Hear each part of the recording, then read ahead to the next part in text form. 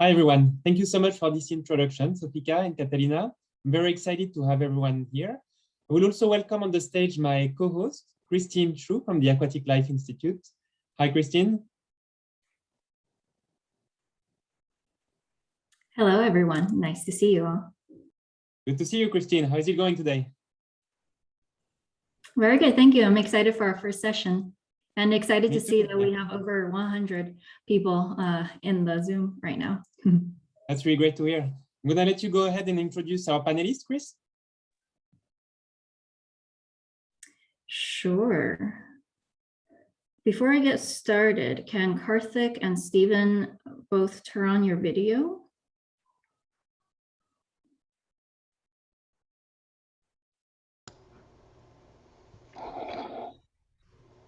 Okay, great. And Stephen, can you mute for now? Great. Okay, I see all of you. Perfect. Great. So welcome, everybody. This is our first session, and I have the privilege of being here with you all today. I'm moderating the session. So as William said, we have this incredible session today with Karthik and Stephen. It's called Working with Producers. And first of all, I'm Christine, and I am the head of strategic initiatives at the Aquatic Life Institute. And this session is on what is happening at the fish farm level regarding aquatic animal welfare. Our speakers will provide insight into producer actions and attitudes. And again, a couple of housekeeping reminders. All audiences are muted with cameras off. Please use the Q&A box to post your questions, and we will take those at the end. Every session is being recorded on Zoom and streamed live on Facebook. And we expect respectful and productive discussions and have no tolerance for harassment and discrimination of any kind. This session is 15 minutes long, and each panelist will speak for about 15 minutes each, and then we will have 15 minutes at the end for Q&A. And now I'd like to introduce you to our panelists. So Karthik is the Managing Director of Fish Well Initiative in India. He has a background in animal welfare and ethical livelihoods. Stephen is a veterinarian and the owner of the Center for Aquatic Animal Research and Management, CFARM, a New York, USA-based practice. So I will turn it over to you, Karthik, to share your screen, if that's possible, and go ahead and get started. Thank you, Christine. Hope everyone's doing well. My name is Karthik. I'm the Managing Director of Fish Welfare Initiative India. What I'd be doing today is I'd be taking you through how we're working on improving fish welfare in Indian aquaculture.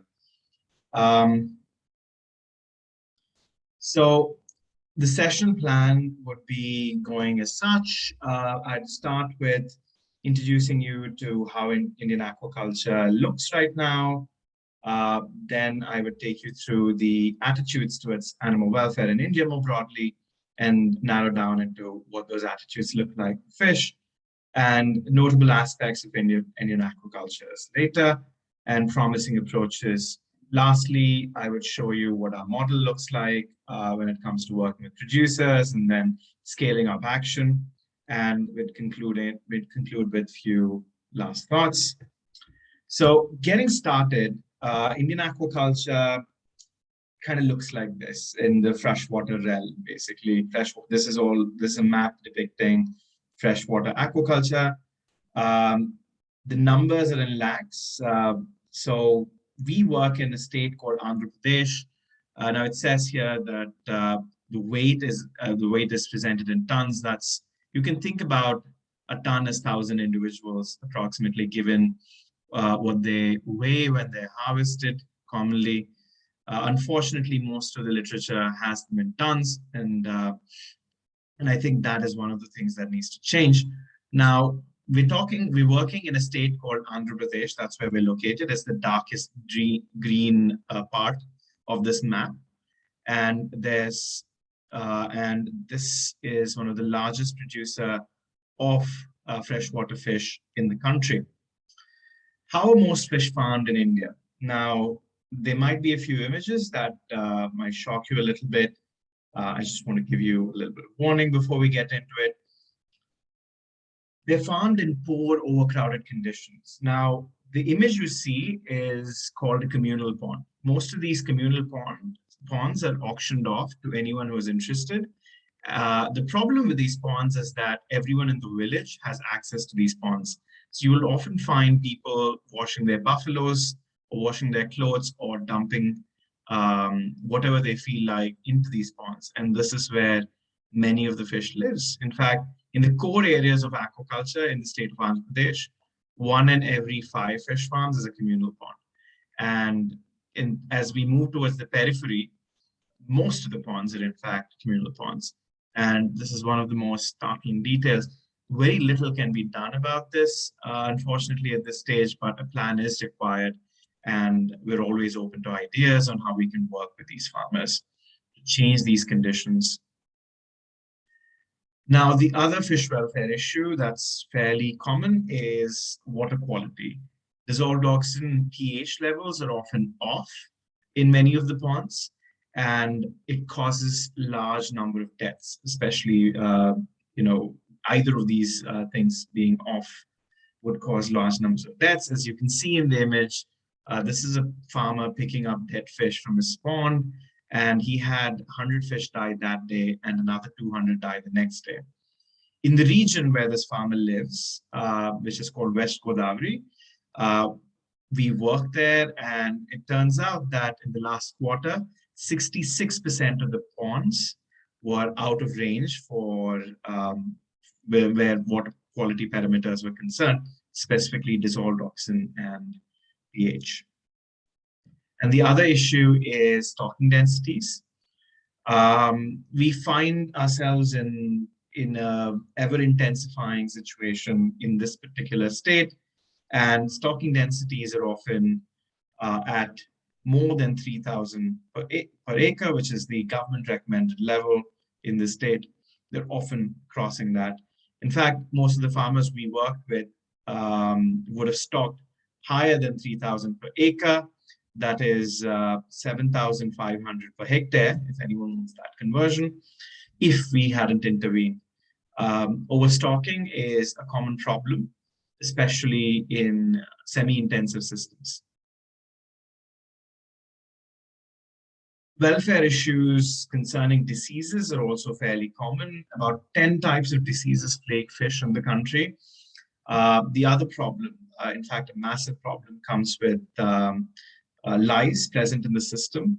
They're called Argillus, and 48% of the fish farms are affected by Argillus.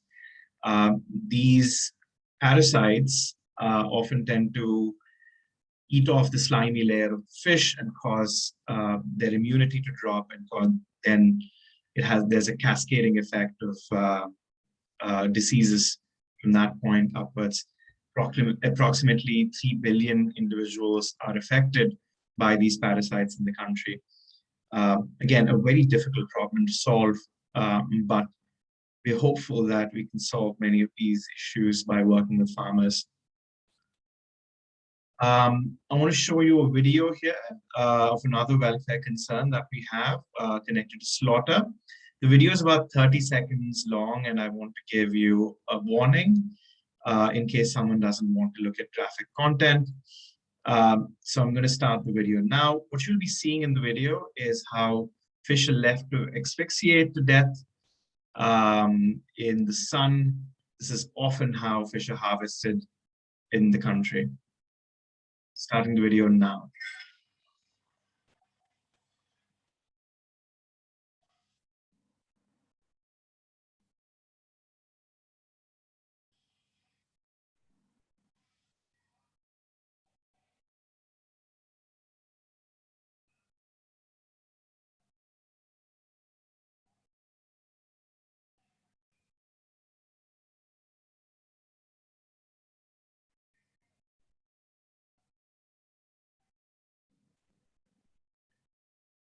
They're left in that condition for about 20 minutes to an hour, and they often live for that time, suffering, obviously. And this is one of those problems that is harder to solve, given that the average farmer is poor and cannot afford slaughter equipment that is more humane. And now we come to attitudes towards animal welfare in India. I want to start with political attitudes. Now, government departments are usually interested if fish welfare is connected to food safety or sustainability. That is one avenue that is promising. The provisions within Indian law also provide for animal welfare, especially the Prevention of Cruelty Act, which is integral to most of our work in India. And there's also indifference when it comes to implementation issues. A lot of the government entities which are in charge of implementation, you would find them indifferent towards the suffering of animals. And this is something we hope to change by advocating for better practices. Now, what I have here are institutes that we have spoken to and want to work with, which could get us an outcome where fish welfare is integrated within food safety and environmental guidelines presented to fish farmers. Now, attitudes towards fish welfare from civil society actors, a lot of nonprofits are fairly friendly to the ideas of sustainability. And we believe that working with them could be very promising because they're often working with farmers and are at grassroots level. And they understand the value of fish welfare vis-a-vis the sustainable outcomes and food safety outcomes that it would bring. And even though they don't directly understand animal welfare concepts, it is possible for us to work with them because they have similar ideas which have tangential benefits. And corporate attitudes range, constitute of a lack of direction. They're receptive, most of the corporations, but there's a lack of direction because most of the supply chains when it comes to fish aren't very well understood by large corporations. And this is different when it comes to chicken or any other form of meat. But unfortunately, when it comes to fish, these supply chains are not very well identified. In fact, they're fairly long, given that one part of the country produces most of the fish, where another part of the country consumes it. Given these conditions, I think supply chains become very complicated. But there is a concern. In fact, there's initial promising signs that corporations are becoming interested, especially with the wave of organic interest, both from consumers and from commercial entities, which can easily be connected to welfare, because the idea around organic in the country is that it harkens to traditional methods of doing things. And most of the traditional forms of raising fish are fairly compassionate. And that is promising. Now, let's come to farmer attitudes. There's a general lack of awareness when it comes to raising fish, especially because most of the farmers are first-generation farmers when it comes to aquaculture. And they have been attracted to the industry through subsidies and various other programs. And this means that they often don't know how to go about setting up best practices around the farm. This also means that fish farmers are often unable to deal with many of the complications that might arise on the pond when it comes to diseases and solving the dissolved oxygen or pH problems, that's the water quality problems. Now, most of them have positive attitudes, because one thing about India is that farmers often see themselves as an important contributor in the society. The Indian society believes that farmers are better than the average human being because they're food givers to the entire society. And that is internalized, that sentiment is internalized by the farmer. And when you bring them an idea like animal welfare, they're often more receptive than you would have in some of the other countries, perhaps, because there is that inherent need to prove themselves as better than the average human being. And I think that is very valuable. Notable aspects of Indian aquaculture are most of the systems are extensive or semi-intensive. Very few highly intensive systems. Most of the farmers are small-scale farmers working on less than 1 hectare of land. This means that a large section of the community, the Indian population is invested in agriculture generally. Broadly, agriculture, 60% of the Indian population is connected to Indian agriculture. And that means that a lot of livelihoods would have to be considered when designing approaches for introducing welfare. The sector is mostly unorganized with long supply chains, as I mentioned earlier. This also means any promising new technologies are usually hard to get to the farmer because there is very little understanding.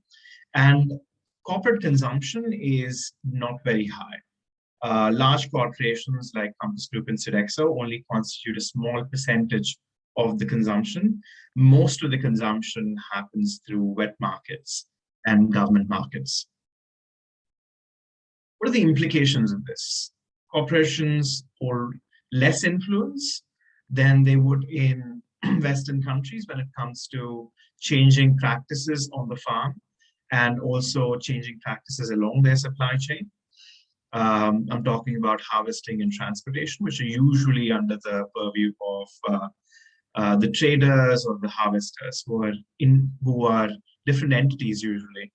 And the markets also don't have standards connected to animal welfare, and the corporations hold very little sway on these. Implementing new systems is difficult, as I said. Farmers' incomes are really low, so careful planning is required so that their incomes aren't impacted negatively, and projects come under negative outlook. And there's a prevalence of unscientific practices.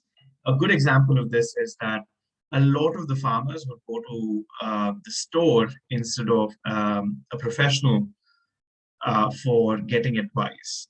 The storekeeper usually is the person who supplies the medicines or the feed without properly investigating what is needed on the farm. And this is a massive problem in the country. Also, animal welfare certifications connected to fish are negligible. This means a lot of foundations must be built. And this is the work we're doing right now, largely. And these are the promising approaches we've identified, influencing local power structures. There's usually influential leaders and influential farmers on the ground. And there's also a lot of nonprofits which work on livelihoods that can be very helpful to work with.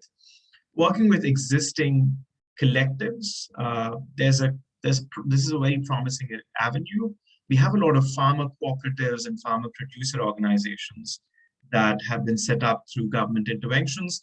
And these collectives often are headed by people who are idealistic, and that can give us inroads into working with farmers.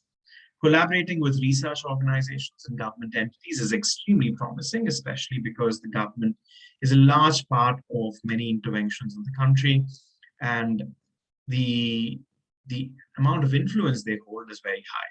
Not just that, there are a lot of government markets where standards can be improved so that fish welfare is something that penetrates the ethos of the country.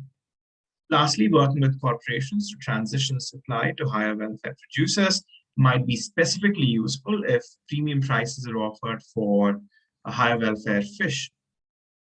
And this, we believe, is a promising avenue once the baseline is set up where we have a group of producers working on improving conditions on the farm. We're working with producers on the ground through what we are calling the Alliance for Responsible Aquaculture. Now, we've identified farmers on the ground who are aligned to the cause, and through them, we provide support for transition to higher welfare. We monitor their water quality. We help them set up a pathway towards improving conditions on the pond and in the pond, and many other things to ensure that fish live better lives. We want to scale these things up by providing better branding so that for higher welfare fish, so that commercial implications would set these things in stone. And we also want to provide government incentives and regulation so that we want to influence these things to ensure we reach out to many farmers, as many farmers as possible. State governments are particularly useful in providing incentives and regulation, because agriculture is mostly handled by state governments or provincial governments in India. So that's the end of my presentation. The key takeaways, I'd say, are most farmed fish in India are from semi-intensive and extensive systems, and they're often treated poorly. Much of the foundational stuff connected to introducing animal welfare norms is still at a nascent stage and needs to be built up. And lastly, India offers opportunities to work with producers through collaborating with local power structures and government institutions. These government institutions are both present at the local level and at the federal level, or the central level, as we call it. And that is the end of my presentation. Thank you very much for your time. You can reach out to me on the email provided here. And please look at our website to know more about what we do. Thank you. Thank you so much, Karthik. That was very fascinating. Learned a lot about India. Stephen, you're up. All right, let's do it.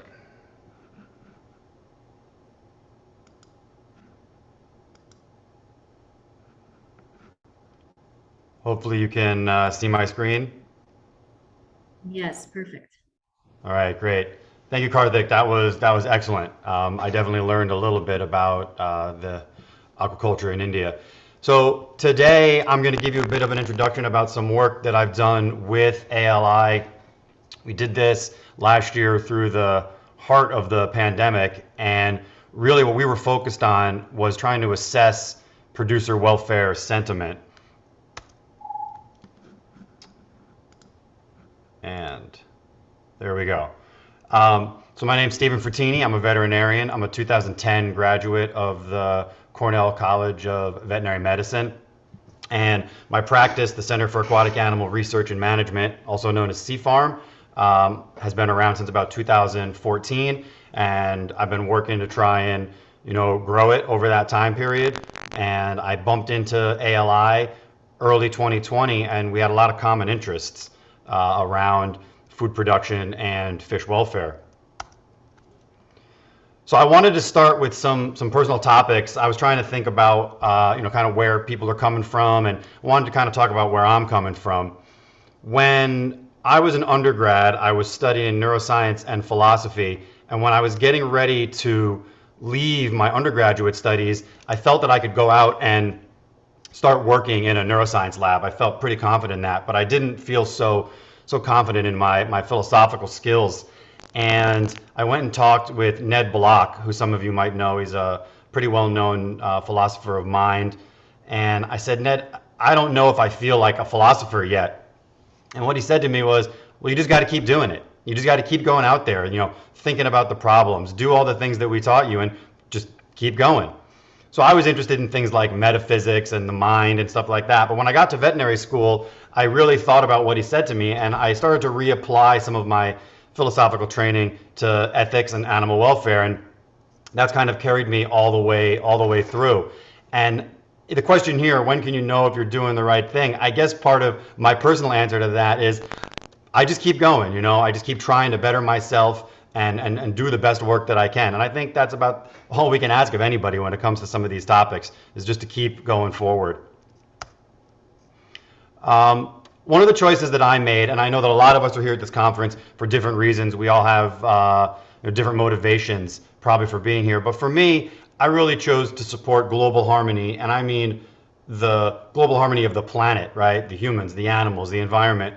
by attempting to increase animal health and well-being. And I think that if you talk to most veterinarians, they're going to be somewhere in that boat too. We've decided that we wanted to use our skills and our passion to try and increase the amount of positivity in the world through our interactions with animals. So that's kind of where I'm coming from. And one thing I did want to address up front is there an issue being a veterinarian that works inside or with or adjacent to the industry, right? Can our relationships hurt us or help us? And I think it's a mixed bag. I think that some of my colleagues get labeled as industry insiders, as in the pocket of big aquaculture.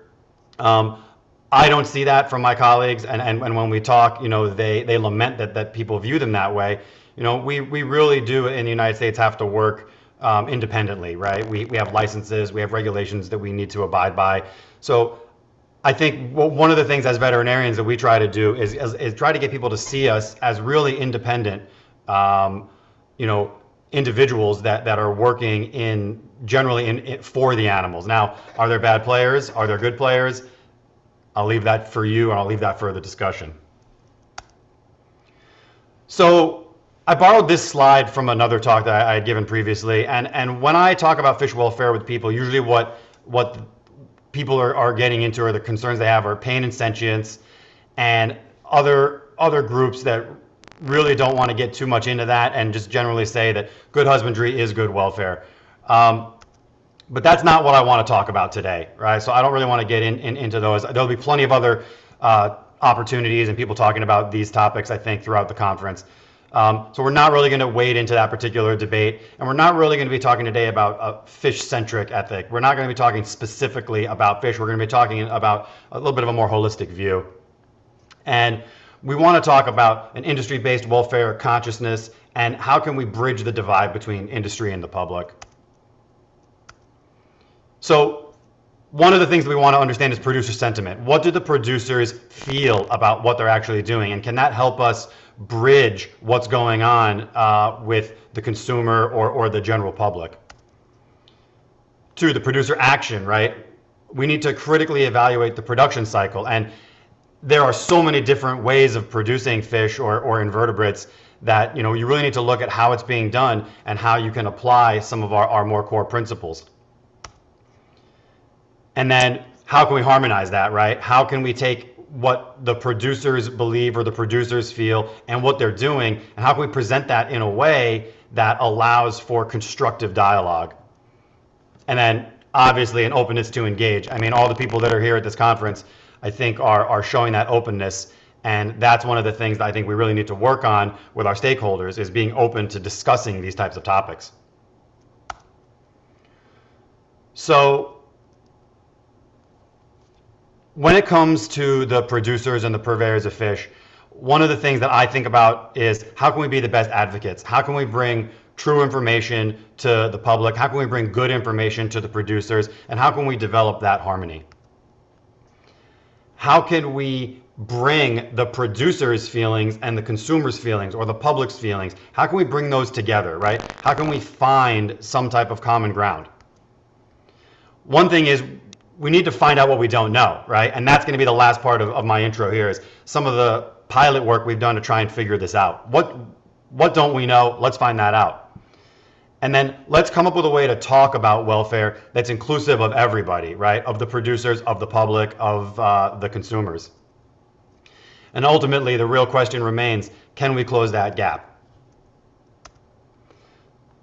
So, in support of this, in 2020, we launched this pilot study called Wellfish, and it was a 3-part survey, about 90 questions in total, where we asked about business demographics, what are you doing, what are you growing, how long have you been in aquaculture, things of that nature, welfare sentiment, really trying to ask questions about the producers' feelings about the things that they're doing, about their view of fish as individuals, as a population, so on and so forth. And then welfare application. What do they believe that they are doing? What are they actually doing? And what is their openness to doing more, right? And then we also had 2 in-person because it was the middle of the pandemic, but it was real-time virtual roundtables where we prepared questions and asked everybody to kind of weigh in so that we could have a real-time kind of assessment and hopefully have some kind of qualitative analysis about that.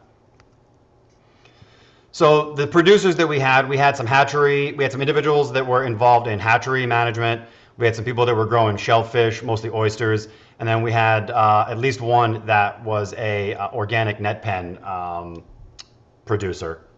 So we had about, all in all, the number of individuals we had was 9 different groups or different individuals that were working in these different spaces. So small sample size, but again, we're just trying to find out if we can even get some reasonable information. So I'm going to go through some of the responses we got from these 3 different surveys that I thought were kind of interesting and might be interesting to you and maybe be a basis for kind of moving forward. So with the business demographics, so that we kind of get an idea of who these individuals are, mostly were local or regional suppliers. So what they were producing was either going to be distributed within state or within some of the contiguous states here in the Northeast.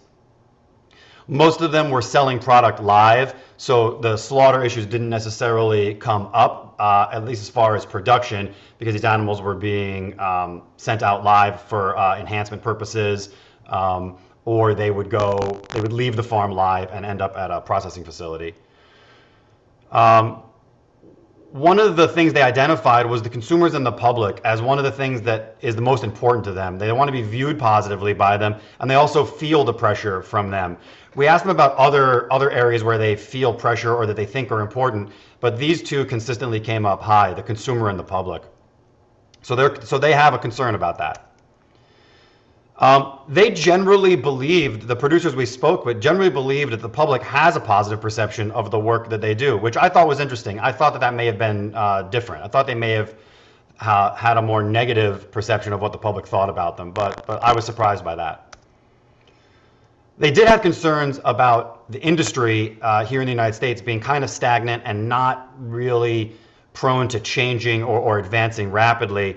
And they had concerns about external pressures, again, coming mainly from the public or from consumers, and not necessarily sure how to maybe deal with those things. One thing that I did find in some of the questions we asked is that they still find their work very fulfilling. When we asked them what was important to them or what was the hardest part of their day, they would immediately follow up what was hard by what they really enjoyed. So there still is a great amount of joy in these producers, and I think that that's something that can really be utilized. And then the average amount of time that they've all spent in fish production was 23 years. I mean, we had a relative newcomer, about 5 years, all the way up to 37 years. So some of these individuals have been involved in fish production and fish management for a considerable amount of time. And I would say this was a nice takeaway, was that they all had a generally positive long-term outlook for their either their businesses or their production units. We asked them what they thought was going to happen in the next 5-10 years. And a lot of them said they think they're going to expand, hopefully, or generally stay the same, as opposed to maybe close or pass on the business or pass on the production.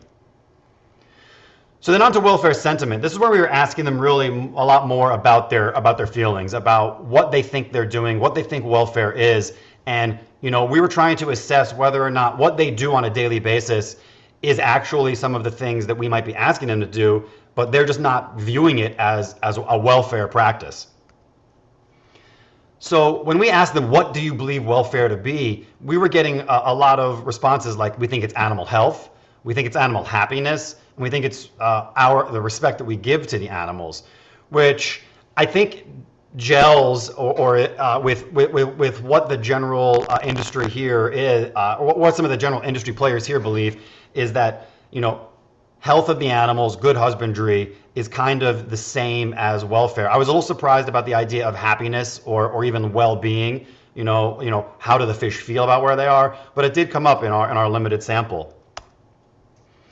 We did find they get varied sources of welfare information. It was kind of all over the place. They get some from veterinarians, some from industry press, some from the news media, some from academic courses. There wasn't really one area where they get their welfare information from. So there's a lot of opportunities to get better information to our producers. We asked them how often do they consider welfare with their animals, and what we got was everyone responded either daily or on a weekly basis that they're considering the welfare of their animals. Most of them were saying it was a daily consideration.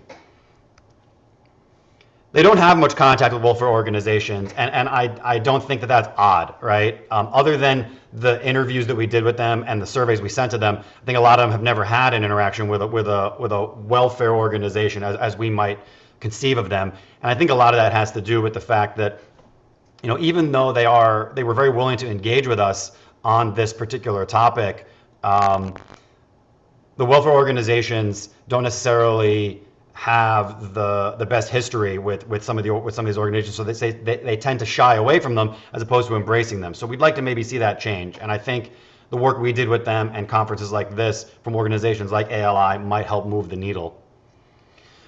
100% of them said they already implemented welfare practices on their farms, but in this case it's mostly health and husbandry related issues. We'll get a little bit, maybe talk about this in the discussion, but you know, behavior, environmental enrichment, and things like that weren't necessarily things they were doing. Water quality, handling, stress reduction were things that they were doing. And they also viewed this as a moral responsibility. This was a question we asked them directly. Do you view it as a moral responsibility to consider fish welfare in your production units? And they all said that they did view it as a moral responsibility.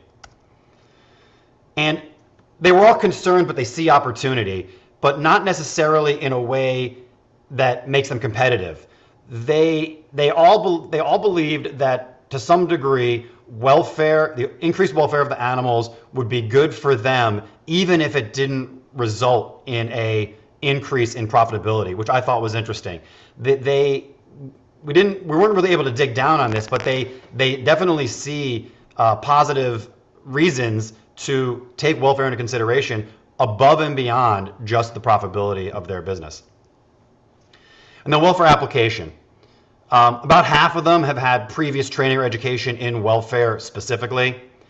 Enrichment was not widely used in the systems, and there's probably a variety of reasons for that. That's one of the other things that we were trying to find out during this survey was, what are they doing, right? What kind of application do they have?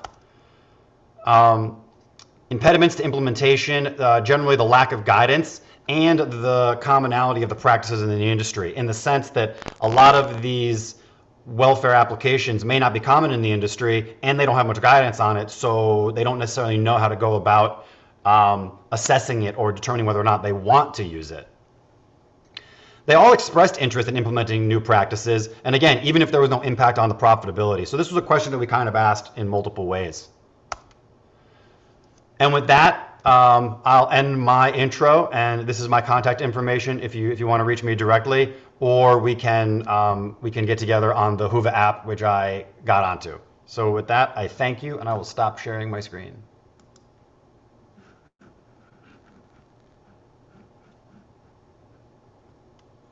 Wonderful. Thanks so much, Stephen.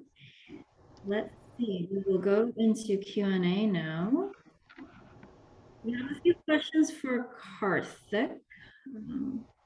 The first one is, does water quality include heavy metals such as PFOA, PFOS, etc.?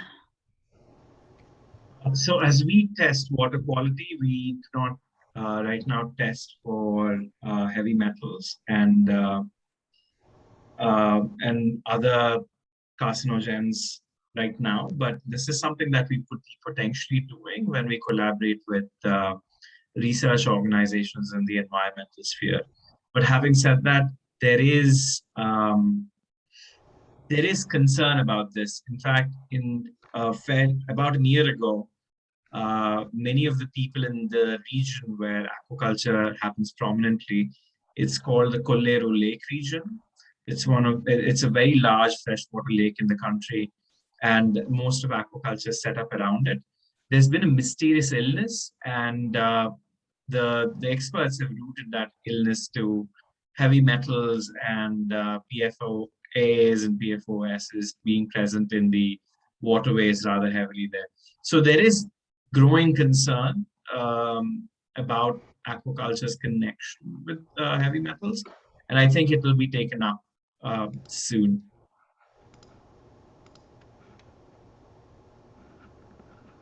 Great. Let's see. More. Second question, also for Karthik. Are these fish being grown for commercial reasons? If so, are these farms regulated? They're technically supposed to be regulated. In fact, everyone's supposed to get permission from the government to start an aquaculture pond in the first place. But implementation's pretty patchy in the country at this juncture. No one checks on these farms. The mechanisms are not present for implementation. So technically, they're supposed to be regulated, and these are commercial systems. These fish will be, fish from these kind of ponds will be sold across the country, but unfortunately, very little implementation of the regulation that exists. Great, thank you. And the next question, I think, can be for both. What can be done to convince producers to participate in welfare interventions? So I think maybe Stephen, I think you can go first. Sure, yeah. So I think, basically what I was saying, I think that from my perspective, one of the best things that we can do is, number one, we need to actually understand whether or not the producers already believe that they're engaged in welfare activities. And in my experience, it's very often that they believe that they are, right? They already think that they're doing welfare things, assessing water quality, trying to decrease stress during transport, minimizing handling, that type of thing. So that's I think the number one is we need to get the vocabulary to be even across the board, so that when we on the outside are saying you need to engage in welfare practices, we're not getting blank stares from producers saying, well, we already are, right? So that was kind of the whole point of the impetus for the survey. Now, I think once you get through that aspect of it, right, then I think you have an opportunity to start talking about some of the other aspects that we might be thinking about in a more progressive or maybe non-industry manner. Things like, some of the stuff that I've been talking to different groups about, things like enrichment for the animals in the systems, right? The thing is, you have to be able to get to the producer in a place where they understand where you're coming from, that you want to increase the well-being of the animal, but you're not necessarily trying to get in the way of the strategies that they've already implemented. And I think that once you go through the process of harmonizing your vocabulary, then you're in a position where they're much more receptive. And I've found this from, at least maybe 4 or 5, half a dozen different producers, that they might not necessarily be willing at first because they think, oh, it's going to be too difficult. It's going to be too complicated. But once you're able to describe some of these things, like, oh, that might not be that difficult. Yeah, maybe we can try this. Maybe we can try to pilot this. So I can't say that I've been successful in getting some of these other progressive strategies into farms yet, but we have an ongoing discussion. And I think building that relationship, this is all about relationship building, right, is going to be your first step. So that might not be your favorite answer, but Yeah, but sometimes that's the way it is. Sometimes. Right. Yeah. And Karthik? Yeah, I often found that there's some producers who are already thinking about these questions. For instance, I met a fish farmer when I joined Fish Welfare Initiative. I was scoping things out, and I met a fish farmer who was talking about how beautiful the fish are. He has a pond with juveniles, how beautiful these fish are when they come out to feed. And I found that when I got this farmer to engage with his neighbors, people were far more receptive to the ideas of welfare because it was one of them talking about something that he was feeling about his fish. And this is largely, I think, a valuable strategy, identifying people on the ground who could more effectively bridge that gap. We have certain idea and conception when it comes to what fish need and what fish welfare is. And I believe that producers also, to a degree, think about these things. And we need leaders from within their community to bridge that gap for us. So identifying them has been a crucial initial step for us. And then also bringing them to the table with government and government researchers, and also corporations would also be enormously beneficial because they see that they're part of a larger picture. They can see the desires of the consumers more clearly, which is something that's missing in the country at this juncture. I think, when they connect to the mothers who are carefully looking for fish in the market, which aren't sullied by chemicals, when they connect to these people, and when they also connect to people like us, who are very keen on welfare, I think all these conversations add value to the idea of producers doing more for fish welfare.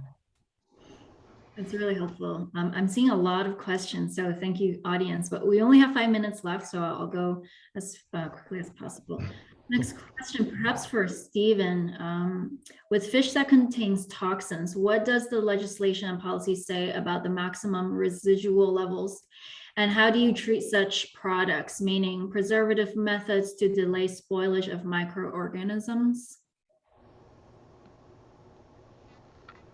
Well, that's an interesting question. That's a little, so I'll be honest, that's a little outside of my area of expertise, right? That's more of a food safety issue. So one of the things I've tried to do, so I'm not going to answer the question really, but I'll kind of describe how I would approach it. So what I've tried to do as a veterinarian is I've tried to expand my understanding into that food safety, food production area a little more than some of my colleagues. So I have connections with some seafood safety specialists and things like that in New York, and they would be the individuals I would work with on that type of thing. Here I'm in New York, right? Here, we don't generally have an issue with the water quality from a toxic or a toxin perspective. It's very rare that that's an issue for us. Here, it's generally the condition of the water quality as it impacts the health or well-being of the animal, nitrogenous compounds, oxygen, pH, hardness, things like that. That's generally what I'm looking at. We don't generally have that other issue. Now, the preservation and how they get handled after that, there are regulations for that, right? And there's seafood safety regulations. There's HACCP, hazard assessment critical control point, right? Those things are kind of codified in law. How long the animals can be off of ice, or how long they have to be on ice or refrigerated, and things like that to decrease spoilage. What products can be used to decontaminate the surface and things like that, how they can be displayed, how they have to be transported, right? So I have a basic understanding of some of those things, but to be able to answer the question, I'd have to put you in touch with one of my specialists for that type of thing. So I'm sorry I can't answer it directly. Okay, no worries. And another question for Stephen. During the producer survey, did you get any data on sentiment towards cell-based or vegetarian replacements of seafood among producers? No, we didn't ask that question directly. We did ask questions about where the producers feel their competition is coming from. We give them an opportunity to do a free text, to type in something. So if that came up as something that they were particularly worried about, they could have typed it in.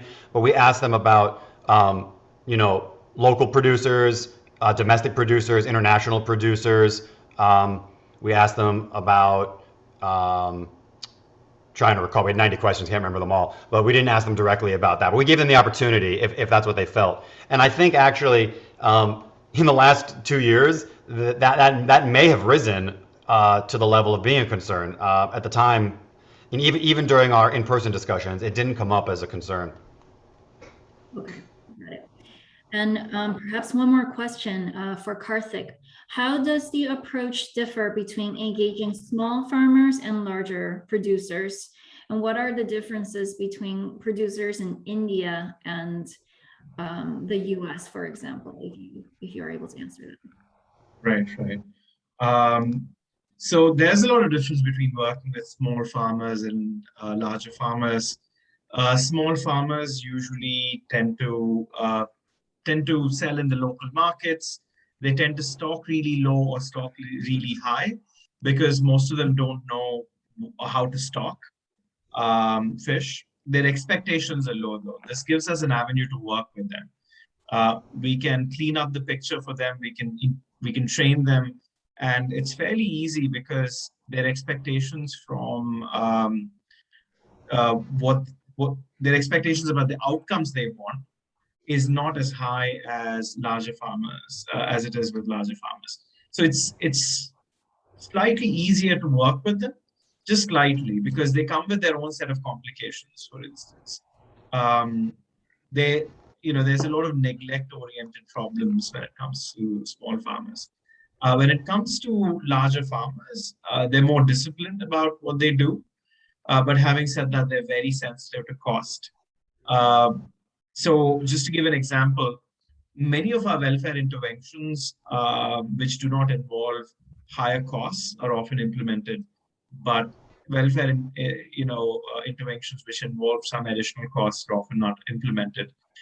This shows that they're more sensitive to cost, but then there's often some amount of discipline, and that's something to work with. I think when the economics is presented to larger farmers, I think there's a larger pathway towards getting them on board with welfare programs. That said, I don't know a lot about how fish are farmed in the US, but I think the key differences when it comes to working with producers here and there are none of our producers are possibly, are as large, or rather, our systems are not that intensive. I believe that many of the systems in the US are intensive systems, and we have predominantly semi-intensive systems, which is an earthen pond, but managed a little bit better, and extensive systems, which is again an earthen pond, but there's not too much management going on the ponds. These are the Okay, thank you so much.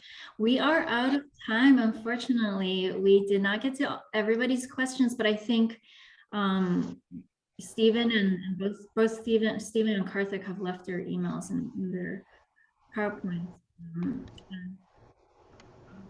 We encourage you to ask them your questions if we did not get to them. So thank you both panelists so much for this insightful session, and for audience members for joining our first session of the conference. Our next panel starts in 10 minutes and it'll be about fish feed, so please stay on. And just hope to see you for the next 4 days, and you can follow us on social media or visit ali.fish for more information related to everything you've heard. So thank you all so much, and bye-bye for now.